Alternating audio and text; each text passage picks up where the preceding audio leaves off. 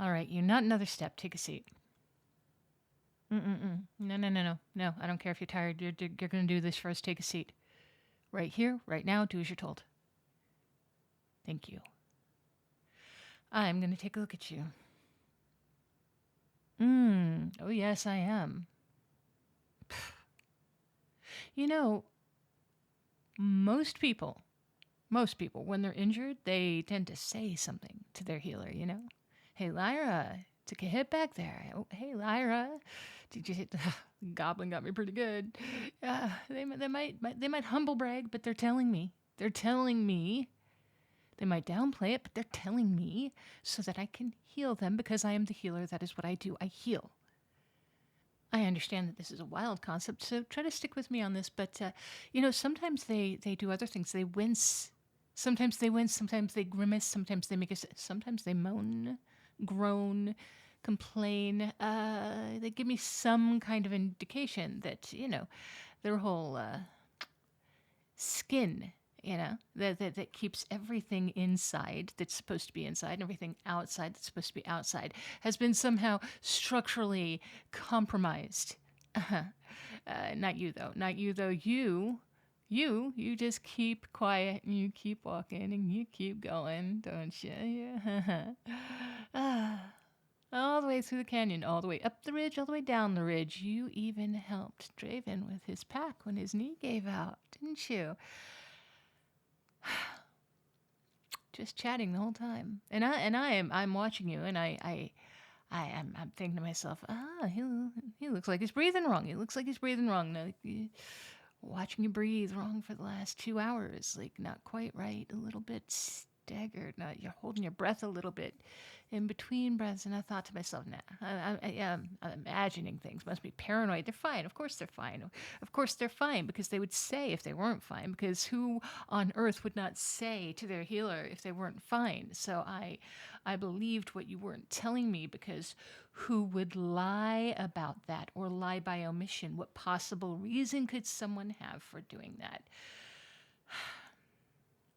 Just come here. Just let me see your side. Lift your arm. The other one. Oh. Oh, my, that is not nothing. What happened? When did this happen? Where was I when this happened? And you actually tell me this time, 'cause I swear on every star in the sky, if you tell me it's nothing one more time, I'm going to not be responsible for what I do to you. And it's going to make this look like nothing. It's going to make this look like actually nothing. So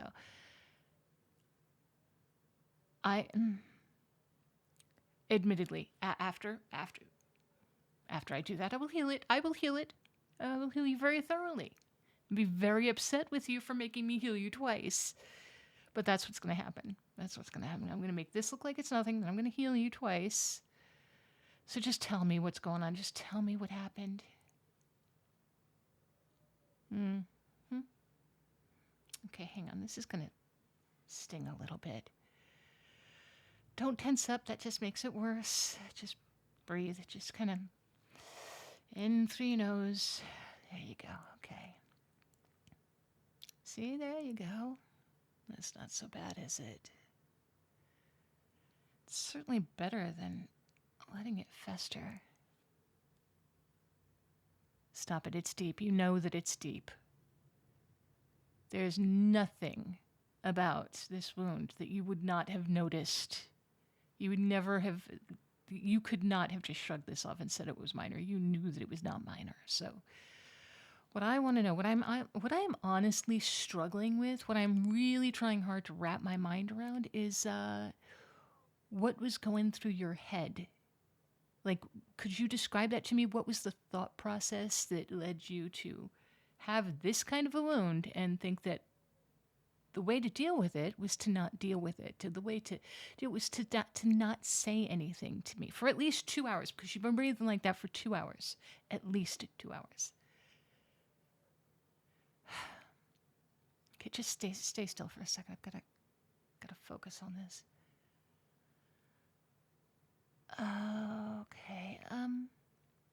All right, well, we've got the bleeding slowed. That part is good. How did you not drip all over? Oh, I guess you did, didn't you? You scared me. You know that? I want you to know that. I want you to know that you scared me. Like, you genuinely had me very worried, increasingly worried for the past 2 hours.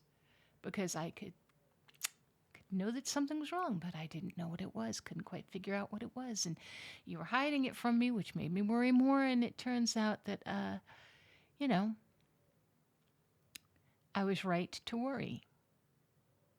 Because there was something wrong. You were bleeding profusely, pretending not to.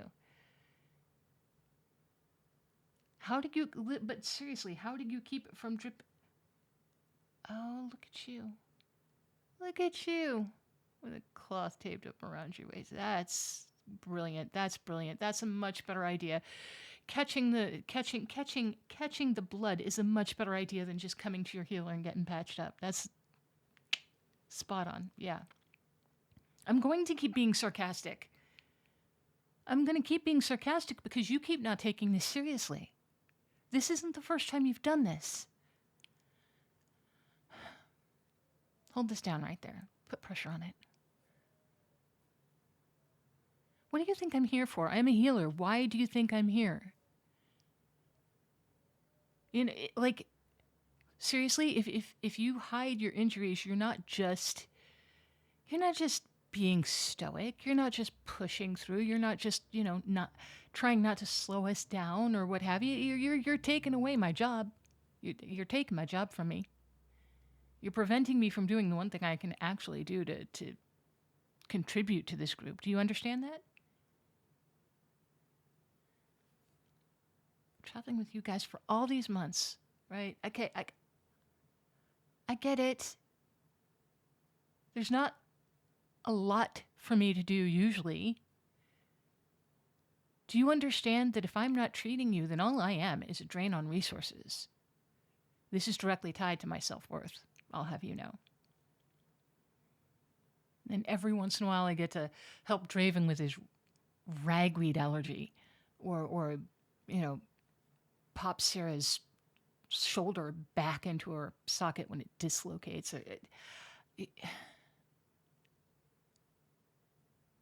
All of them let me do what I have to do in order to help them, in order to help me, in order to help us help each other.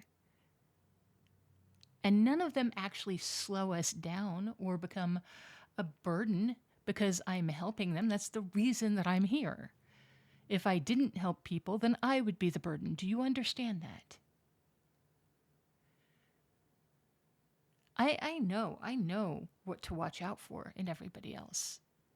I know about the allergy. I know that if she, if Sarah just overextends on the swing, that she's going to pop that shoulder. I understand this. I know what to look out for. I understand the injuries. I understand how to read the way you move and know if you're hurt. But you don't let me in. I patch you up when you let me because it's too obvious that you're hurt. You can't hide it. It's usually somebody else who's going to tell me, though. Never because you came to me. It's always because somebody told me or because I saw it for myself. Hang tight. This one's going to feel weird. It goes deep.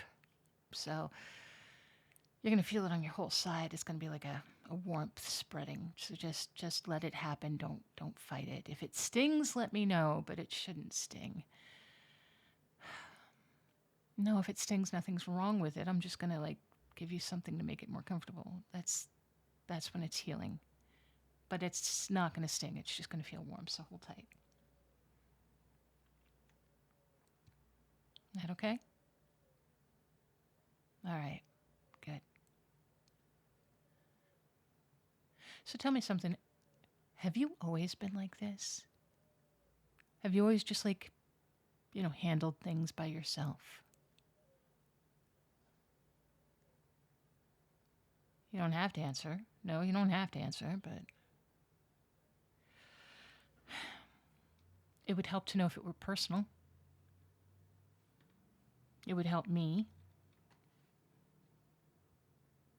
It would help me to know why it's personal, if it's personal. You know, I have wanted to be a healer since I was a kid. I learned from my earliest memories. I was learning about medicinals. I was learning about the body. I was learning about injuries and how to treat them, and ailments and how to treat them. And I learned about detachment, you know, keeping appropriate distances from the people that you treat. You're not supposed to let your emotions get in the way of the treatment. You're not supposed to, you're not supposed to focus on one person more than another because they don't tell you, or because you can't like stop thinking about them because they don't, they're not going to tell you. You're not supposed to spend nights lying awake wondering if they're freaking okay, or if they're eating enough, or if that noise that they made when they jumped down was just exertion, or if it was pain. Right?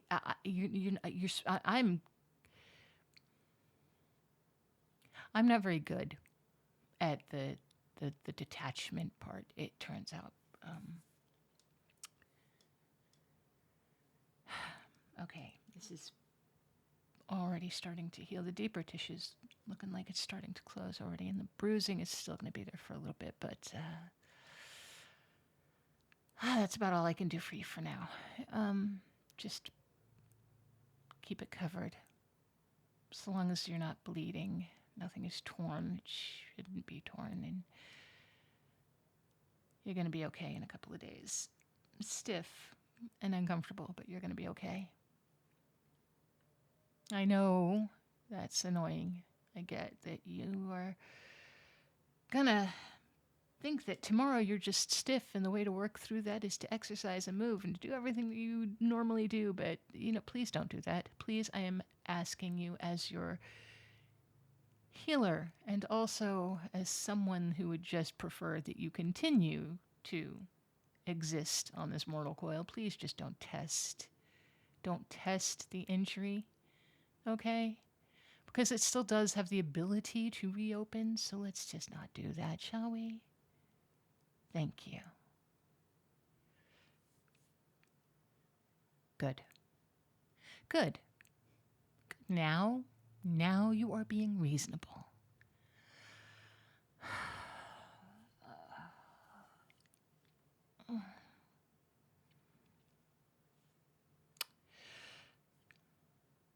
For what it's worth, you did really well today. I was very impressed, until I realized that you were hurting and hiding it. Then I was admittedly less impressed. Though even then, it was good of you to take Draven's back. But you didn't have to be the one to do it. Have you ever thought of just, letting someone else take care of you for a change? Just once, or, when you're actually hurt, maybe letting someone take care of you without having to fight to do it.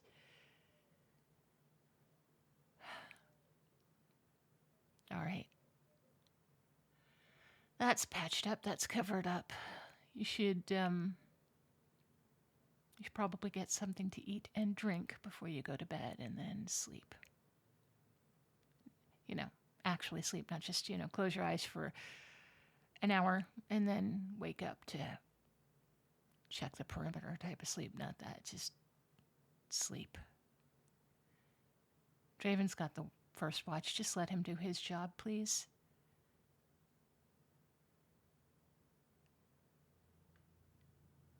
All right. I'm going to check up on you. You know that, right?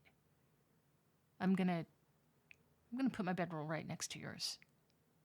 And I'm going to be awake if you move up. So, don't try me, because if you wake me up in the middle of the night, I'm going to be cranky tomorrow, is what I'm saying. And, okay, crankier.